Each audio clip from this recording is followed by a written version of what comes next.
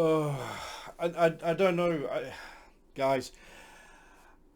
I don't know what's going on at the moment with movies. I've just seen The Terrifier 3, which was a huge letdown. It was really bad. It wasn't a good film at all. I think I gave that a 3 out of 10. Joker 2. I don't know what's going on in Hollywood at the moment. Have the audience done something wrong? Have we been at fault somehow by supporting films?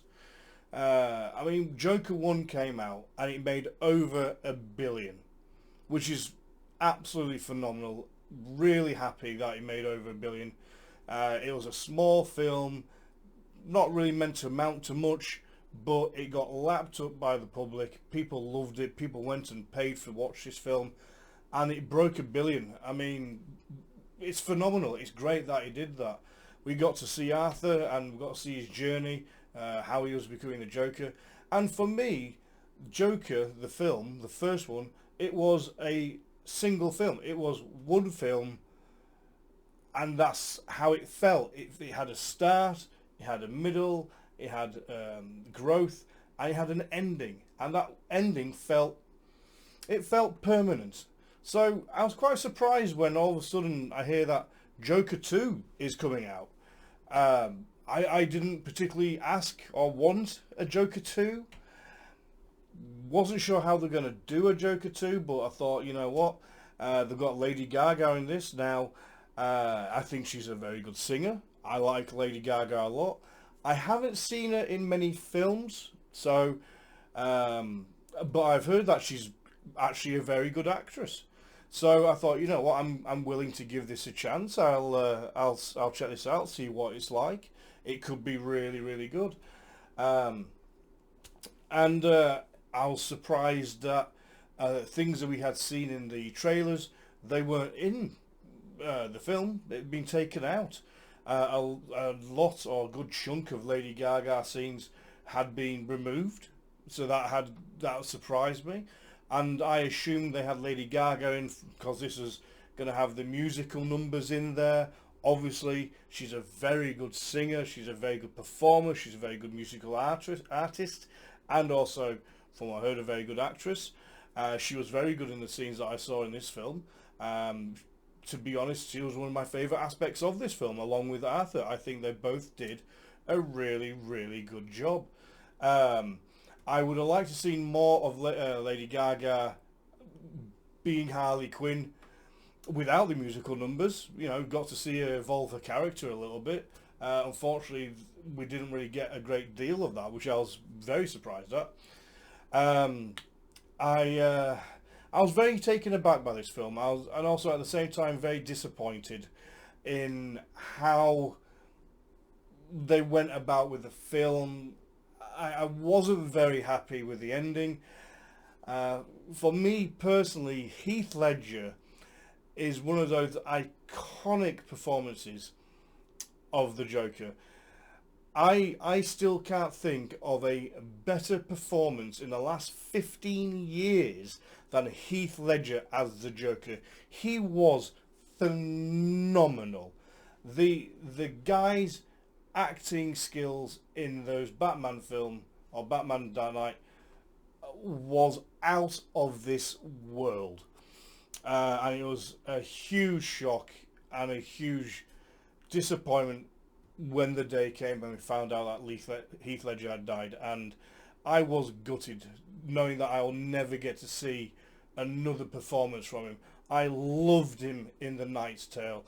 I adored and loved him in Batman the Dark Knight, and he was so young. If he had achieved that level of acting at that age, what could he have achieved further down the line? We'll never know. We'll never know. So I was a little annoyed when the ending for Arthur was a beginning for Heath Ledger's Joker, which is how I've taken it. I may be wrong. I've heard other people say the same thing as well. I would have much rather seen Arthur Fleck become fully the Joker in every way and gone with him on that journey. This, however, it wasn't that. This film didn't reach for the stars. It didn't reach to do anything new. It just retrud the same kind of stuff we'd already got from the first film. It hadn't really added anything new. It took the potential of Harley Quinn out by cutting down Lady Gaga's scenes, and I think she looked phenomenal as Harley Quinn.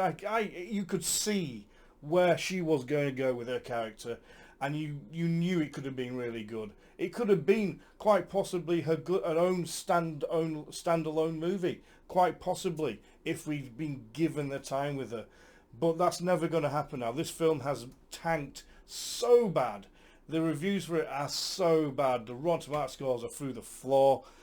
That's it. They're just going to drop this this whole thing now. There's no way they're going to put any money towards it. And it is basically and clearly a cash grab after another $1 billion movie. Even though that first one felt and still feels like it was a standalone, one-of-a-kind film, even though that's how it was meant to be in my mind and to many other people's, unfortunately, the studio, it wants that dollar, it wants that money, it flogged a dead horse, and unfortunately this horse was dead upon arrival. There's no way this film was going to do any better than the first one.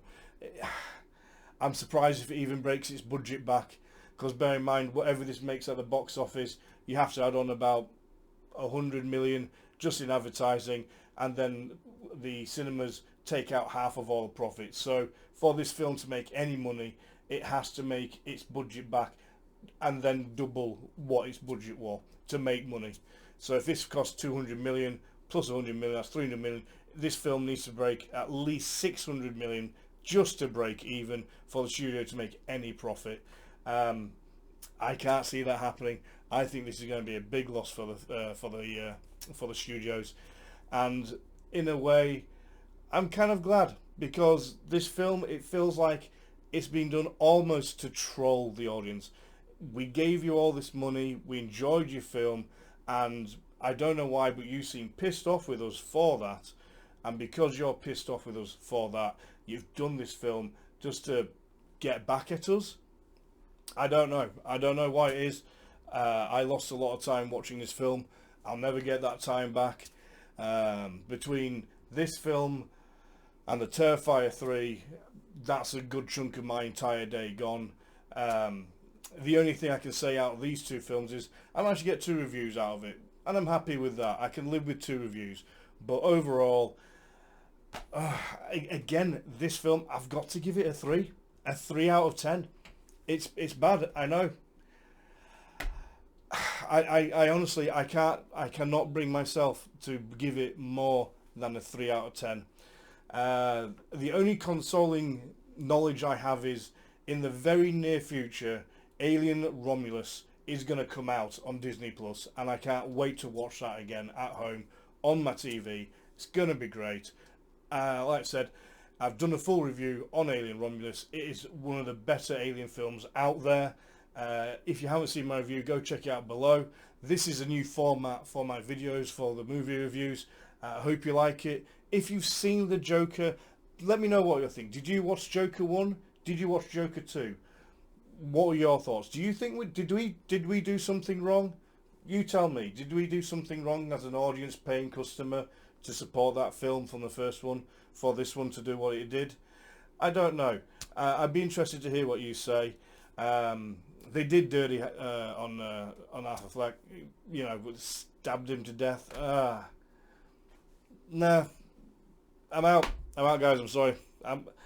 Review's over. I'm so disappointed with this film. I'm going to call it there. Let me know what you guys think. I want to hear your thoughts. Put it in the description below, and I'll see you in the next review.